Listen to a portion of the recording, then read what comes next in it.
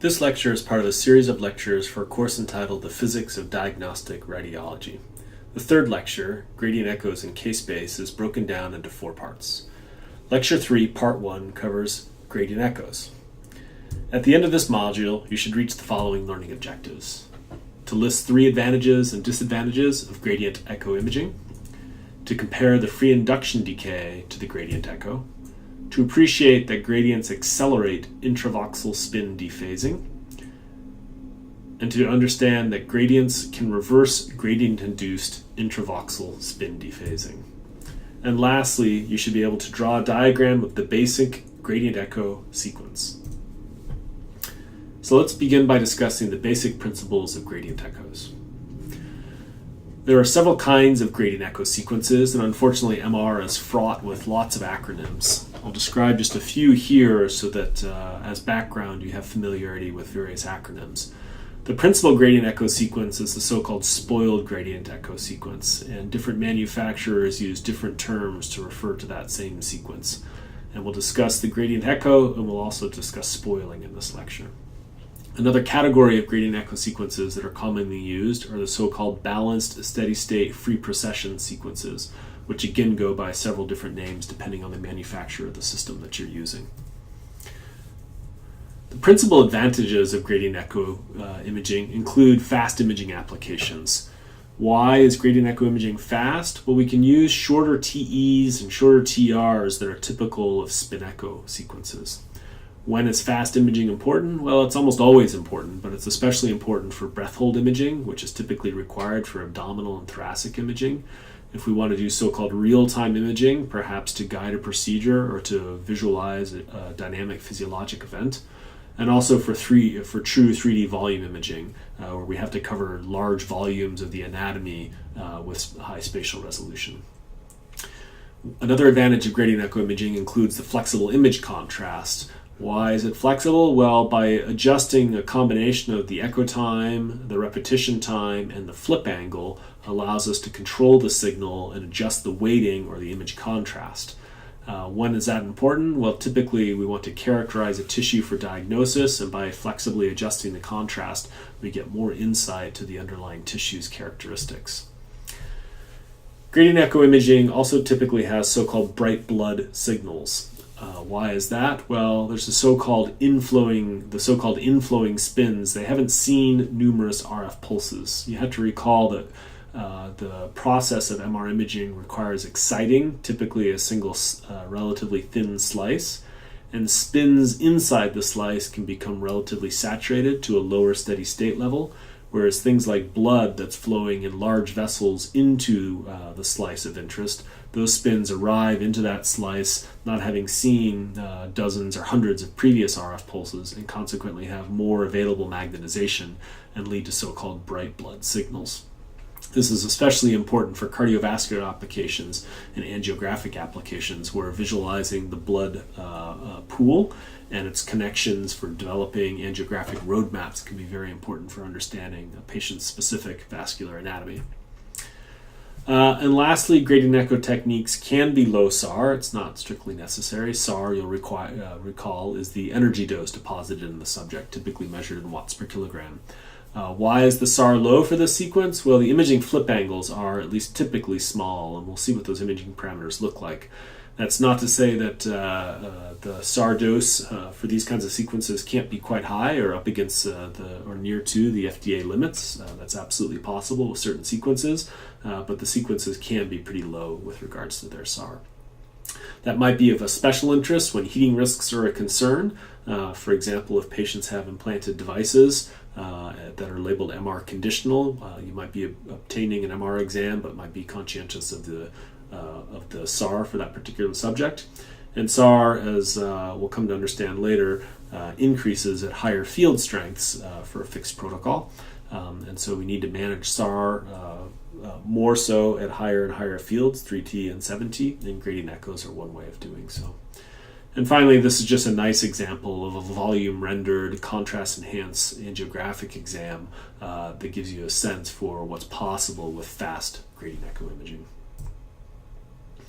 What are some disadvantages of this sequence? Well, the gradient echo sequence in general has off-resonance sensitivity. And the principal reason for that is that there's no refocusing pulse used for these sequences. We saw previously in the spin echo sequence that a hallmark of that sequence was the combination of an excitation pulse, a 90-degree pulse, followed by a 180 pulse, which we refer to as the refocusing pulse. And that refocusing pulse was especially good for helping us deal with sources of field inhomogeneity, susceptibility, and chemical shift, and helping us restore the fidelity of the signal. Gradient echo sequences don't use a refocusing pulse and are consequently more sensitive to off-resonance. The gradient echo sequence also obtains T2 star weighting rather than T2 weighting. Why is that the case? Well, again, we don't use a refocusing pulse, and so those reversible sources of off-resonance cannot be dealt with. So spin dephasing, of course, is not reversible with the gradient echo sequence. And so the image contrast largely depends on the reversible losses. There are larger metal artifacts in gradient echo imaging than spin echo imaging, again because there's no refocusing pulse that's used. And so the large field inhomogeneities induced by implanted metal, hip implants, knee implants, and so forth, they aren't corrected for with the gradient echo sequence and can have much more substantial artifacts on gradient echo imaging than spin echo imaging. So let's examine the basic gradient echo sequence itself. We begin by understanding again the nature of the free induction decay signal. So in this case, we have an RF pulse that's played simultaneously with what we call a slice selected gradient. We'll discuss it more in the last lecture of this course, but it's required. The typical MR experiment begins with a superposed RF pulse and gradient. The gradient gives us a range or distribution of frequencies across the sample, and the RF pulse is tuned to the slice of interest that has the frequency contents according to the slice that we would like to excite. At any rate, the combination of RF pulse and a slice-like gradient excites a particular slice, immediately generates some transverse magnetization that we know decays quite quickly, and this is the free induction decay signal that we discussed earlier. It decays because of T2 decay, but also because of spin dephasing. Gradients, in fact, actually accelerate spin dephasing. Gradients give a range of frequencies along the direction of the applied gradient and consequently cause things to fall out of phase with one another. It's only if the frequency is constant for a set of spins that they would maintain phase with one another. And so we can see that because of these gradients that we'll discuss later the importance of, but these gradients are required for high-quality gradient echo imaging, and they will further accelerate the decay of the free induction decay signal. Of course, we've said it before, but gradients accelerate spin dephasing, but gradients can undo gradient-induced spin dephasing. There's several sources of spin dephasing, but as part of the FID decay is due to the applied gradients, we can reverse that gradient, going from a negative to a positive gradient, and actually reform an echo, a two-sided NMR signal, where the first half of this echo is reformed through the positive part of this frequency encoding gradient in this case, and then the continued application of that specific gradient waveform will subsequently lead to later to later spin dephasing and echo decay. So these are the basic building blocks of the gradient echo sequence. Of course, we can label a few important timing components. We have an echo time, the time from the middle of excitation to the middle of the echo, and that again is controlled through the duration and amplitude of the gradients we use to form the echo. So we can delay the echo formation with a longer and lower frequency encoding gradient, for example. And then we also have our repetition time, the TR, and the TR is simply the time from the beginning of the first RF pulse to the beginning of the second RF pulse. And we can control the TR time on the scanner, and that will have an impact on the image contrast that we obtain subsequent to having acquired all of the necessary echoes. All of these gradients that are being shown here, while not obvious yet, are critical for image formation. And image formation, of course, requires generating echoes. And it's really the frequency encoding gradient shown here on the bottom that's principally responsible for forming the echo that's being shown here. So let's look at a diagram of what happens to a system of spins in the presence of a formation of a gradient echo. And what we begin with here is a collection of 5 spins that are pointing out at us, and these are all spins that might occupy a single pixel. Through the application of an RF pulse, of course, those spins are tipped into the transverse plane, as is apparent here. And subsequent to being tipped in the transverse plane, they will begin to accrue some phase according to the strength of the applied field gradient, such that spins over here accrue just a little bit of phase because the net field is weaker than the applied field over here, where the gradient is acting at a greater distance. And so we can see that as a function of distance, the amount of phase accumulated is lesser on the left and greater on the right. And this phase distribution, this intravoxel spin dephasing, is happening, for example, as a consequence of this negative gradient on the bottom here. And so now we reach the time point where we change the amplitude or the sign of the applied gradient field, and what we'll see is that the spins come back into phase coherence until they align with one another, and that's the peak formation of the echo. You get this little flash in this particular animation. And through the continued application of that same gradient, then the spins will continue to fall further and further out of phase. And that leads to the second half of the echo, which is the signal decay due to gradient-induced spin dephasing. So just one more time from the beginning, the 90-degree pulse excites things, the gradient causes some dephasing, we reverse that dephasing, form an echo, and then that same gradient causes additional dephasing. So this is the basic diagram for how the gradient echo is formed. We can do a simple comparison, or here we show a simple comparison of spin echo imaging versus gradient echo imaging in the presence of a B0 inhomogeneity. That means the background B0 field is not perfect, it's not exactly 1.5 Tesla everywhere. And we can do that by acquiring images with what we call a bad shim. The shim is what we can use to manipulate or shape the field to have better uniformity. We can also use a bad shim to decrease the field homogeneity. And so in this example, the images were acquired with poor B0 homogeneity, which is to say lots of off resonance. Now, the left-hand image looks quite good. You see a relatively uniform signal intensity throughout the phantom as a consequence of having applied a refocusing pulse, because this image on the left is the spin echo image. The image on the right, however, is a gradient echo image, and because the field inhomogeneity is quite large, that leads to substantial intravoxel spin dephasing that cannot be refocused, because in the case of the gradient echo sequence, there is no underlying refocusing pulse. And so the image quality on the left, of course, we would agree is all quite a bit higher. And the nice thing about the spin echo sequence is that even if your field isn't perfect, the image quality can be quite high, whereas the gradient echo sequence is more susceptible to these sources of off resonance. So another important component of the gradient echo sequence is the so-called spoiling gradients. We indicated previously that the gradient echo sequence can be quite fast. One of the reasons it's fast is because of the application of so-called spoiling gradients. So here we pull up the sequence diagram that we showed previously, labeling again the echo time and the repetition time. And you'll notice that after the echo has been acquired, there's a period of time, perhaps before we start with another excitation pulse to form yet another echo.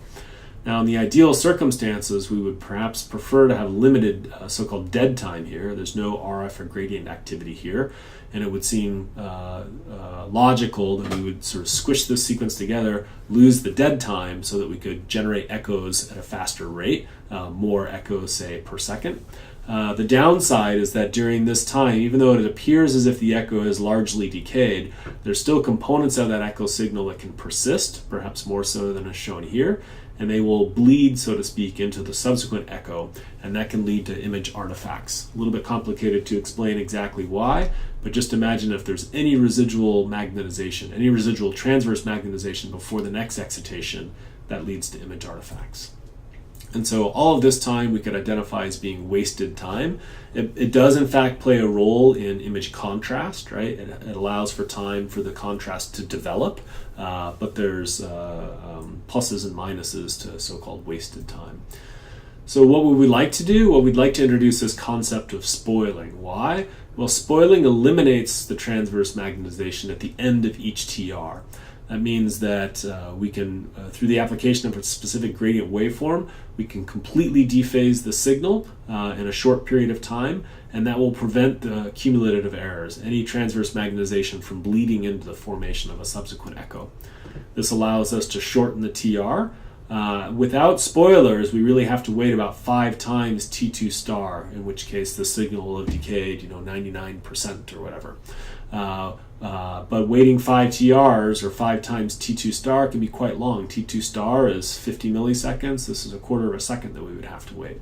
And so we would like to shorten the TR, especially to be able to do faster imaging. And I mentioned before that time between echoes, of course, plays a role in image contrast. Through the application of spoilers, we can actually enhance T1 contrast, and we'll learn later that the gradient echo sequence is especially good for obtaining T1 weighted images very quickly. And that's in distinction to spin echo imaging, which is not good at acquiring fast T1 weighted images. So how do we employ spoiling? Well, there's actually a couple possibilities. The general term spoiling just refers to the transverse magnetization having decayed or disappeared to something close to 0 or something negligible before the subsequent TR. So as we said before, we could choose a long TR, in which case the transverse magnetization would decay 4 or 5 times T2 star and effectively be negligible before the next excitation pulse. This can work on so-called interleaved multi-slice sequences, something we haven't had a chance to talk about yet. We can use gradient spoiling. This is an applied gradient at the end of the TR, which dephases spins within the voxel. So gradients introduce a frequency, a distribution of frequencies. A distribution of frequencies within a voxel means the spins will accumulate different amounts of phase. So we can dephase spins within a voxel. We usually will use a variable gradient area from TR to TR to avoid sort of cumulative effects. And gradient spoiling can be spatially non-uniform, so it's not always doesn't work perfectly. Another possibility is to make changes to the RF event, the excitation, and so we can introduce so-called RF spoiling. And this means that we can cycle the phase of the RF pulse. We always show the transverse magnetization, the longitudinal magnetization tipping into the transverse plane, but we can tip it to different points in the transverse plane. We can tip it to point along the X direction or tip it to point along the Y direction. And RF spoiling employs cycling of the phase of the RF pulse, such that the magnetization tips down to different places in the transverse plane with each pulse. This minimizes so-called coherent signal pathways, which will give rise to artifacts, but it does also require a so-called phase encode rewinder, meaning the phase encode gradient has to be offset by an equal and opposite gradient. But that's relatively easy to introduce in the sequence itself. So here's what the final sequence, the gradient echo sequence with spoiling, would look like. Here's 2 TRs.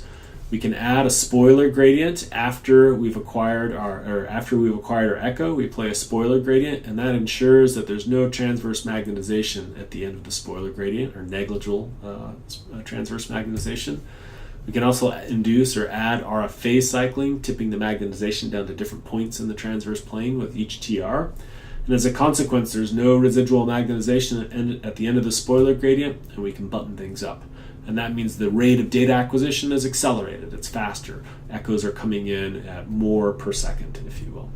And so here's some just quick and nice examples of what's possible with fast gradient echo imaging. These are in fact real-time images acquired with gradient echo imaging. The left-hand side is a coronal image through the chest, and of course you can see a very dynamic respiratory motion. These images are acquired at a frame rate of about 10 per second and reconstructed in near real time as well. Obviously, there's a lot of cardiac activity as well. And perhaps a little bit more interesting, although clinically not necessarily as useful, these images on the right-hand side use a spoiled gradient echo sequence to acquire images, sagittal images through the head, while the patient, or the research subject in this case, is moving their head back and forth inside the scanner during the scan. And so real-time imaging with gradient echoes requires very short Ts, very short TRs for fastest possible scanning, and these are just some fun examples of what's possible with fast gradient echo imaging and spoiling. Okay, that concludes the introduction to gradient echoes. Thank you.